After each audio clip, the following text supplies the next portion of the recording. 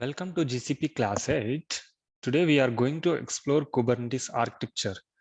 This class is only theoretical part. We are not going to do any practical session in this class. So the goal of this class is discussing about Kubernetes architecture. It is one of the service provided by the GCP. And Kubernetes is also created by Google only.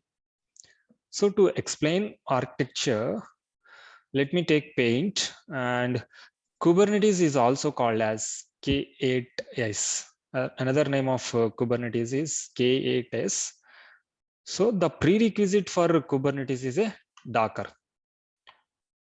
If anybody asks a question, what is Kubernetes means? We have to say it is a container orchestration tool. It is similar to Docker Swarm. We have container orchestration tool like Docker Swarm also. In a similar way, Kubernetes is also a container orchestration tool. By using Kubernetes, we achieve cluster. By using Kubernetes, we form a cluster. Cluster is a combination of one master and multiple nodes.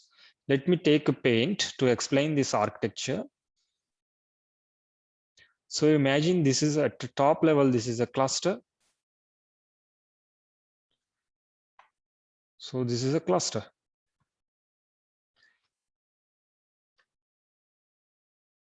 A cluster can contain only one master and multiple nodes. It may contain many nodes or single node also. Inside a cluster, architecture is divided into two parts again. There is a master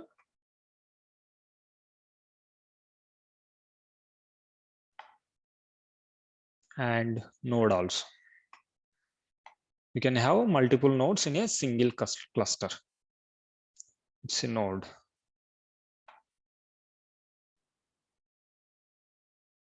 It's a master and it is a node.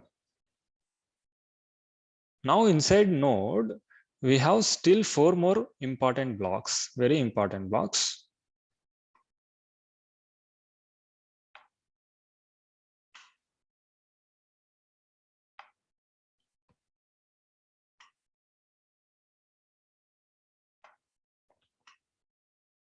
And inside a node, we have three important blocks.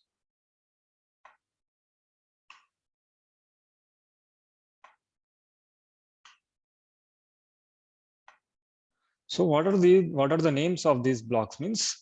So one is Kube API server. It is called Kube API server. Next important is Kube scheduler.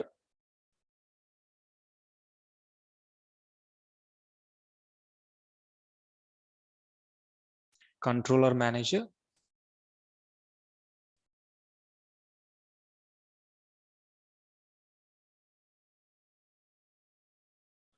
And etcd.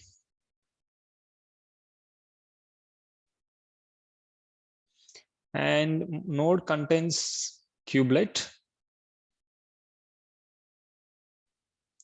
and kube proxy.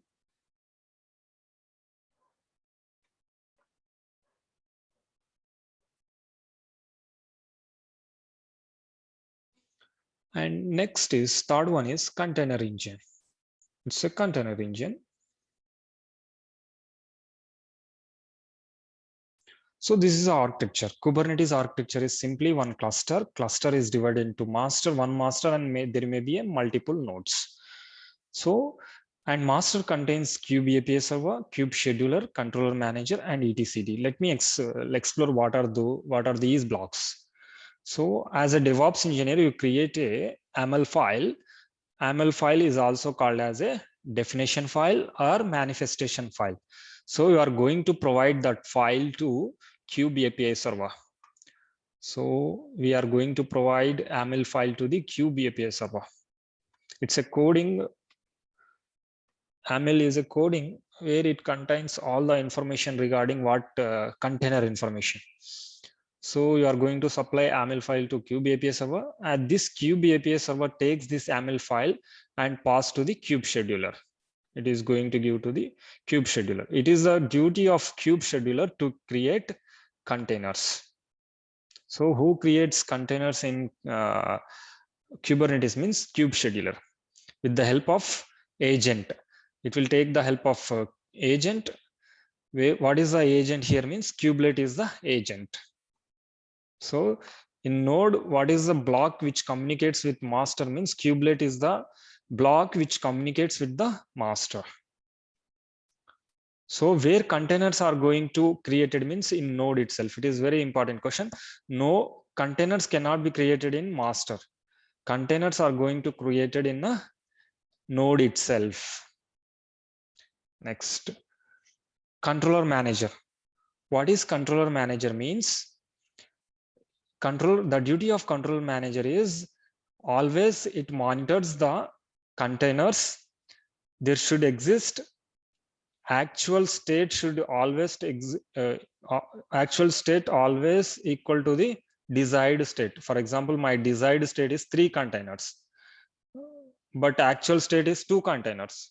It means it is 1 container is very less. So controller manager takes care of that.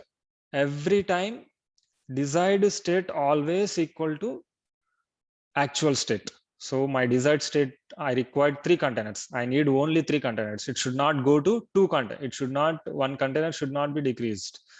It does not go to 2 containers. That's what the control manager takes care of that. Next, etcd. Etcd is a data storage where all the information is stored in etcd regarding cluster, master, nodes, how many containers it has. All the information is exist in etcd block. And of course, kubelet is an agent where it communicates to the kube scheduler. And next, what is kube proxy means? For every container, there is a IP address and communication has to take place internally, and that IP addresses are going to assign by kube proxy. And here itself, container engine, where it contains all the containers. So that's it. It's a simple explanation about Kubernetes architecture. If you go to here theory, so this is a theoretical part. And one more thing I want to say, the smallest unit of Kubernetes is pod. Pod consists of 1 or more Docker containers. So where pod is going to run means on node itself. Next, features of the Kubernetes. Why we required Kubernetes means one is orchestration. Orchestration is nothing but clustering any number of containers on different hardware. Next, auto scaling.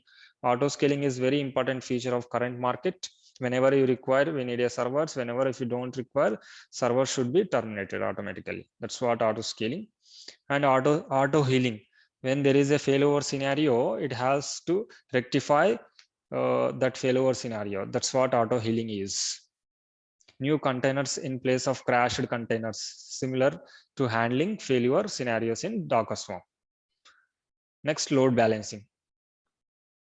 Roll back the updates. So these are the features of the Kubernetes. So to achieve Kubernetes and containers, there is a file called AML file.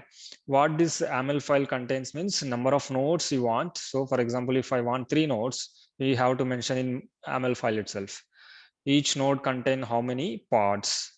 So we may need 2 pods or 3 pods. We have to mention in AML file itself. And each pod may contain 1 container or many containers. So these all information is provided in AML file. So we come to know what is AML file when we start practical session. For this class, I planned only theoretical. So that's it for this class. We meet with the practical session of Kubernetes and signing off.